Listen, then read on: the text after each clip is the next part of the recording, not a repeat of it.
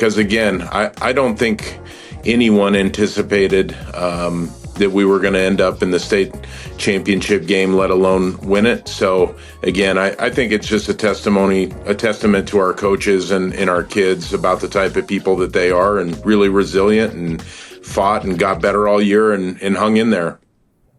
You mentioned the Rams.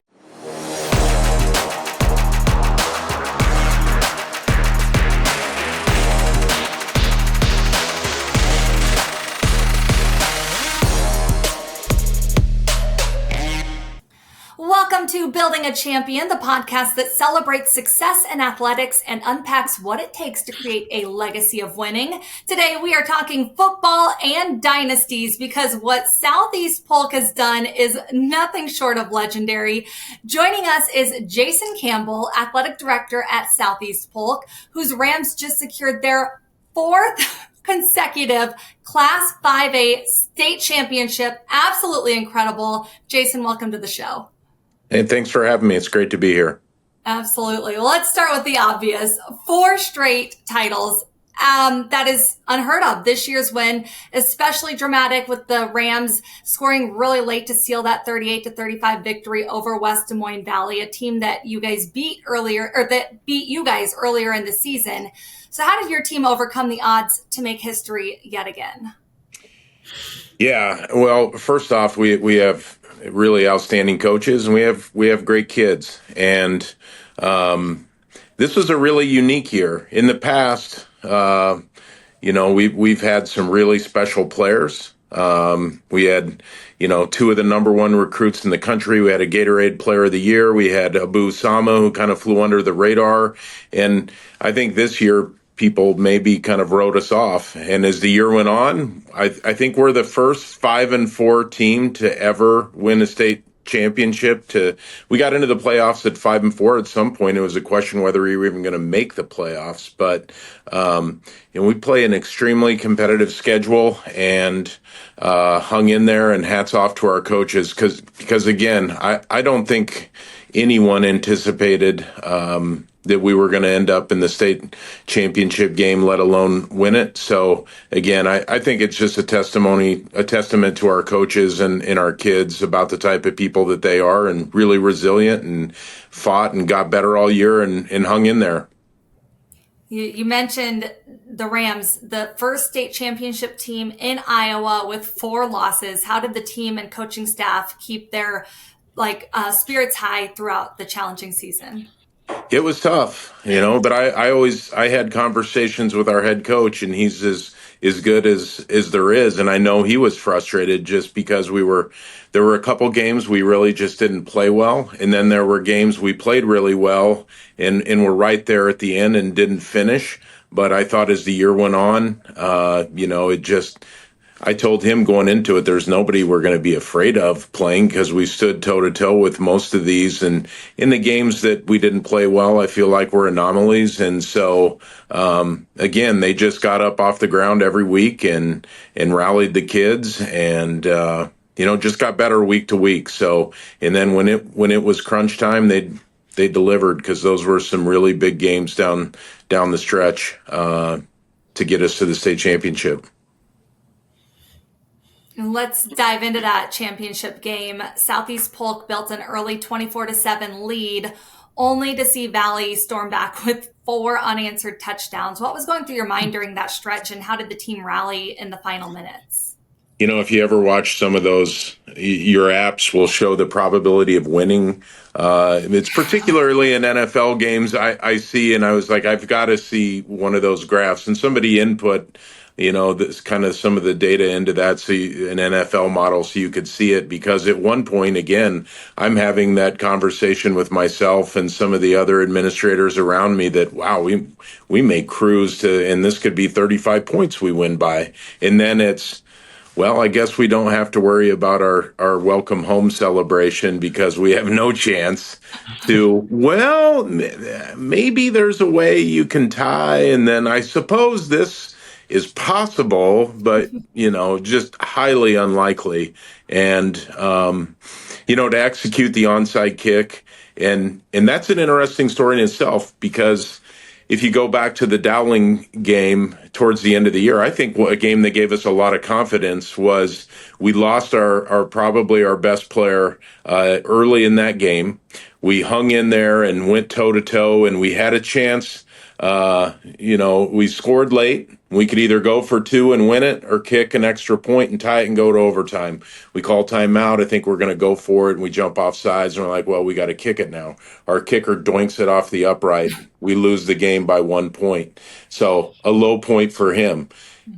Hang in there. We're in the state title game. Absolutely critical that, he delivers on an onside kick, and he does. And that's football. That's sports. A kid that could have hung his head comes back in the state title game, ultimate redemption to convert the onside kick that allows us to go down and score a touchdown and win the game. So great story all the way around. Yeah, I think that's a testament to good coaching too, that kids, when they screw up one game, they don't let it affect their psyche and they just go right back out there and, kick an onside kick, which if you've seen onside kicks, it's not easy to get those. No, it's really the probability isn't very high, and then to even convert after that, because to recover the onside kick is one thing too, but you still got to go down and execute and score. And so, you can't say much more about our coaches this year to really hang in there. Our schedule is absolutely brutal. Again, we lost, probably our best player and our biggest offensive threat, and towards the end of the season, and to kind of rebound from that and kids step up. Really, really a great story all the way around. Explain the atmosphere in the stadium that night. I imagine it had to be electric. It is, and we have incredible fans. That's one thing about Southeast Polk. We still retain a little bit of that small town, hometown feel with athletics. So we travel well. I think there are just a lot of people were probably feeling the same way that I did at first. Excited that we're going to cruise to a fourth state title, and then I was talking about it with some people yesterday, and evidently there was people that had already left the Unidome, to get a jump on the crowd, and thinking there's no way we're going to win at this point. I talked to people who turned it off, went to bed, and then woke up the next morning and like, what the heck happened? Why is there a picture on Twitter of our principal holding the state title trophy? And so, our fans are just incredibly excited and incredibly proud of our team. Winning one state championship is hard enough, but 4 in a row, that takes a special program. What would you say is the secret behind Southeast Polk's sustained success over the years? I don't think it's one single thing. I think it starts with your coaching staff, and there's no doubt that since Brad Zelinovich came back, I think it's 2015, right around then. He was part of our program and left for a few years and went to Ankeny and came back. And it took a few years for him to kind of get the program on a trajectory that it is right now. But I think you've got to start there. He's built really a pretty incredible coaching staff, and then we've got good football players, we've got tough kids, and on top of that, they believe in developing those kids here. So our weight room program is outstanding. Our off-season athletic enhancement program is one of the best. So again, I think that's where it starts. It starts with your coaching staff, and he's certainly proven to be an exceptional coach. Anytime you can win one, let alone 4, especially at this level and the level of competition. So he's outstanding. With this 4th title, the Rams join an elite group as just the 4th team ever to achieve this feat. How does it feel to be part of such a historic accomplishment? Yeah, I don't know if I've ever really sat down and thought about it in that way. Again, it's just This one, I think, came out of the blue for a lot of people. I will say I reserved the charter buses, back in July for the semifinal and the final, and there is a deposit you have to pay on those. You don't get back if you don't go. So I had some degree of confidence myself that it was going to occur, and I really felt like once we got in the playoffs, because of the path that we had, I really saw it coming down to us, likely in the title game, and I liked our chances just because our coaches, when their back was against the wall, they found a way to fight their way out of it every single time. So I've never really sat and thought about it in the standpoint of four in a row, but I do appreciate exactly how hard that is to do, especially in a sport like football that everybody puts a lot of resources and there's a lot of spotlight, and it's a big deal, and it's pretty incredible what they've done. Well, it's one thing to win on the field, but how does this program prepare the athletes for life beyond football? What values do you emphasize to help the players succeed off of the field? Yeah, again, I think that's awful important to our coaching staff, is that they're teaching them to be, good students, good human beings, good citizens, and I don't think there's any better example than that of just how they responded to adversity, because that's maybe one of the biggest lessons that sports can teach somebody, is how to respond when things don't go your way. And certainly this year things did not go our way early on, and we chose to respond, to just keep showing up every day and working hard and expecting to get better, and those things happen. But our coaches do a lot of different things with kids in the off season and during the season, checking in with those kids with their grades. They've done book studies, different things that they know are important to develop leaders and citizens in our school and as they move forward. Love that. Yeah. Well, what is next for Southeast Polk football? With 4 titles in the bag, what are the goals now moving forward? Yeah. Well, I don't know. I'm sure our coach would tell you, he wants to win a 5th in a row.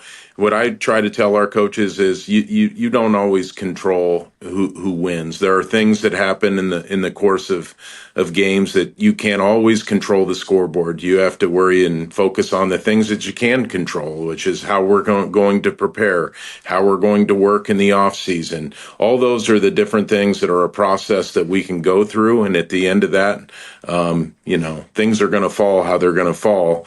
But if we keep doing the things that we've done in the past, our kids have set the bar really high. There's a tremendous example in front of them, and I think a lot of our kids have bought into that. And so, we're certainly, he has, I know, high expectations for next year. He's excited about that group that's coming back. I also know that things don't get any easier, in particular in the CIML in this area. Is just all of the athletics here, just week in and week out, are an absolute grind. So, nothing is going to come easy, but, again, we have great coaches. We have really good kids and a strong community that supports our athletic programs. So we're going to continue to be excited about it and excited about what they're going to do on the field, because no matter what, we're going to put a good product out there. We're going to play really hard. We're going to play fundamentally sound, all those different things. And win or lose, we're going to be proud of those kids and the effort they put out. Yeah, when you have that winning formula, why change it with 4 years in a row and you got kids graduating, injuries, things like that? When you can plug and play players in a system that works, that's how you build champions. And why change that? Absolutely. But I will say our coaching staff, they're always looking at opportunities to get better, to learn what can we do differently, and we just kind of keep building things here. And And, that's really a testament to those guys. Again, they've built a core belief in what they do and how they develop kids and the style of football we play. And some of those core tenets of their program aren't going to change, but they keep trying to evolve, keep finding ways to get better, and their coaches continue to grow. It's really pretty exciting to be a part of and sit back and watch. What are some of the other teams at the school that have been seeing success? Yeah, well, our wrestling program is nationally known. They between them and our dance program probably initially, set the bar. I think our dance program just won the state championship in the kick routine for like the 9th straight year. I don't know how many state titles they've won in a row. Wrestling really has set the bar pretty high in the state of Iowa, and really a nationally ranked team year in and year out. So, we've got a lot of great teams. Our baseball team has won a couple of state championships. Girls basketball has won state championships. It's been, I think, maybe time sneaks up on you. It's probably 7 years ago we won a girls cross country, but we have a lot of outstanding athletic teams here that we're extremely proud of. So but right now football certainly has it going. I know our wrestlers are up at the Battle of Waterloo today. They're an absolute powerhouse this year, so it's going to be fun to watch them as well. So, as the athletic director over all these coaches, what's your one thing that you help support them with, as they're higher up per se? Yeah, I just feel like as an administrative team, we try to listen to what those coaches need, and we're going to do everything we can within reason to try to provide them with those things. And sometimes those things are flexibility with time. Sometimes those things are financial, needs that they have for maybe equipment or whatever. And lastly, I would say just from a facilities standpoint, we just got done 2 years ago with our new multi-purpose stadium, which houses our football team. If you've never seen it, it's absolutely incredible. I don't know that we have a peer in the state of Iowa in terms of our football stadium or multi-purpose stadium, because it also houses our track, our soccer programs. So I feel like what we try to do is listen to what they need and try to figure out a way that we can make it happen, if at all possible, to support them. All right, Jayson, before we let you go, it is time for some rapid fire questions if you're ready for them. Sure. I'll ask you a series of some quick, fun questions, and you can just say the first thing that comes to mind. Ready? Sure. All right, here we go. What is your favorite pre-game tradition there at Southeast Polk? Our homecoming assembly is incredible. It's just right off the top of my head. It's in the gym, and we absolutely pack that thing, in the band and our dance team and the cheerleaders, and it's just an incredible experience to see how much school spirit we have. Who is the greatest football coach of all time? Bill Belichick. If you could play any position on the field, what would it be? Oh, I'd have to be a quarterback if I could, but I absolutely cannot. Favorite football movie? Oh, Rudy? No. Yeah, it's a good one. What is your go-to snack concession? Nachos. Nachos. Jalapenos or no jalapenos? Absolutely jalapenos, yeah. If you weren't in athletics, what career would you pursue? Oh man, that's a tough one. I don't know. Rock musician. All right. Love it. All right. Well, thanks for playing along with those questions. Congratulations again to you and Southeast Polk on an unforgettable season. Thank you for joining us and sharing the story behind the incredible dynasty that you guys have going there. Any final words of advice for coaches or athletes looking to build their own legacy?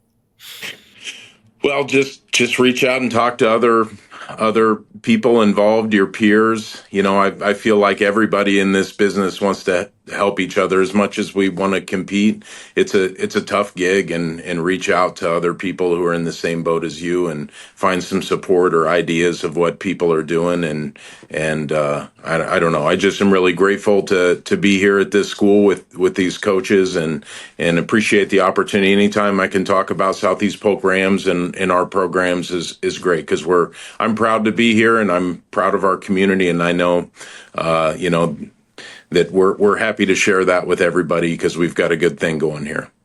Love it. Well, that is going to do it for today's episode of Building a Champion. Big thanks to Jayson Campbell for sharing Southeast Polk's inspiring journey. And if you enjoyed this episode, don't forget to subscribe and share it with your fellow sports fans. Until next time, keep building champions both on and off the field.